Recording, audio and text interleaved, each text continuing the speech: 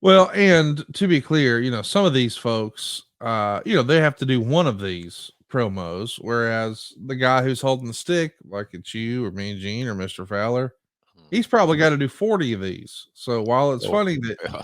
you can't stop laughing, he's got 39 more to go. Let's get the show on the road, I'm sure. Pretty much. That's pretty Yeah. much it in a nutshell. Let's talk about Jerry Lawler. Our old pal Jerry had some legal issues here in November, and that means he's not going to be on TV for a bit. So instead, our other buddy Bruce Pritchard gets the opportunity, and he debuts a new character that was not long for this world, Rio Rogers. He's going to replace Lawler on the first week of Superstars that Lawler's out. And this is basically Bruce doing what he would call a bad Dusty Rhodes impression. From that point forward, Stan Lane is brought in as his replacement.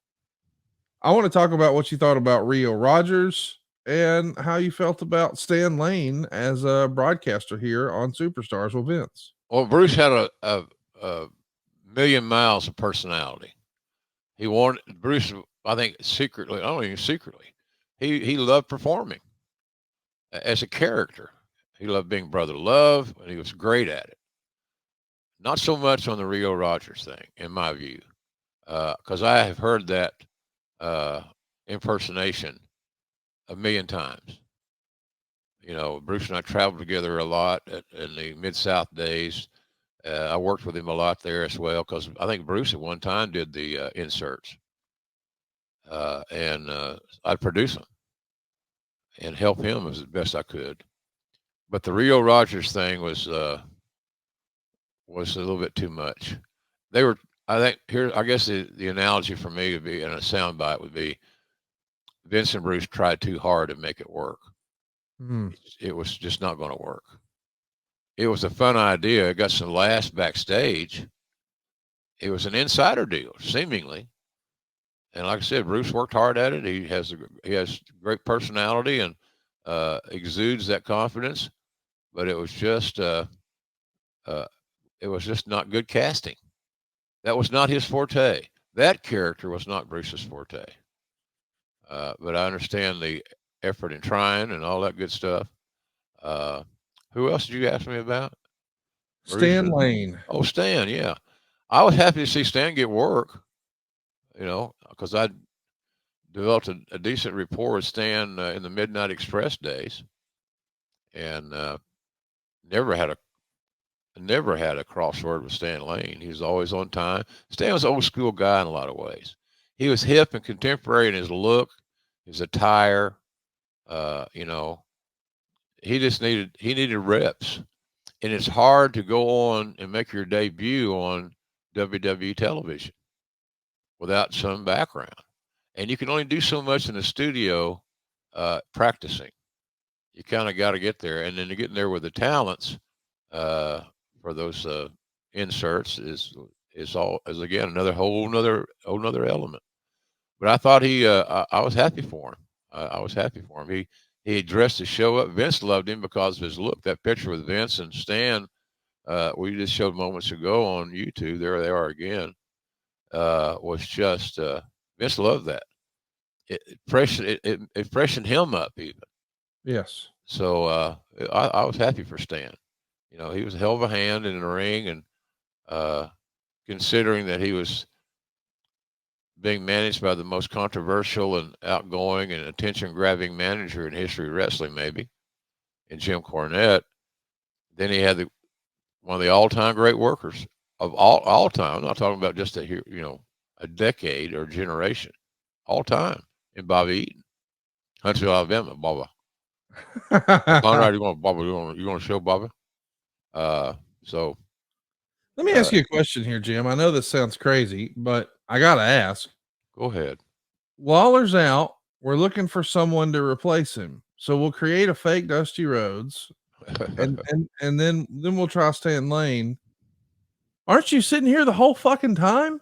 Why didn't you do Superstars with Vince? I don't understand. It's his call, man. He just probably didn't think we would have chemistry. Two play-by-play guys. I thought we proved that. We talked earlier about where the fuck did I get that tie? That's a Jan original, I would think. I had to wear. Sometimes you got to wear things on TV to keep your lovely little bride, happy. That might have been one of those cases right there. That may be the ugliest. It looks like a test pattern for a Martian. But I think when Vince and I finally hooked up, I knew how to work with him. Right. You give him things to say. You give him softballs to hit home runs. It's not hard. It's not negative. It's not bad. That's the role. Setup guy. And so I did the same thing with Lawler. Stop and think about it. Same thing. You give him opportunities to use his own original material. Softballs. Now here you go. You're at bat. It's all you. So I don't know why he did. I mean, eventually came around, but at that point in time, he just wasn't confident. He didn't have the confidence in me, I think, to put me in that scenario. And the other thing too, you're replacing personalities. Right. I get Vince that. obviously didn't see me as a Heenan type, a Cornette. Look, I don't even belong in the same sentence with those guys. That was not my role. And I think he saw that, and he waited until the right opportunity. Speaking of Vince, I got to ask you about the fallout of the Survivor Series, and I'm not talking about what happened on the pay-per-view. I'm talking about what happened the day before. Vince McMahon was indicted in Brooklyn on November 23rd. Vince is going to plead not guilty. He's released on a $250,000 bond, and they set a trial date for May 2nd, 1994.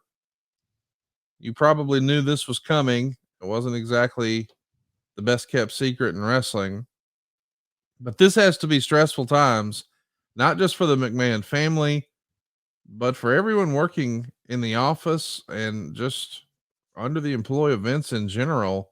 What do you remember about Vince being indicted here and how that affected you? well, it certainly was unsettling. This indictment, dealing with the feds. My experience with the feds was watching reruns of Elliot Ness. Cornette does a great impersonation of Walter Winchell. In a gangland hideout of Elliot Ness. He's better than me. I don't know where I was, but I wander a lot at this age. I all my vacancies, mental vacancies, I blame on my old age, and I've been sick.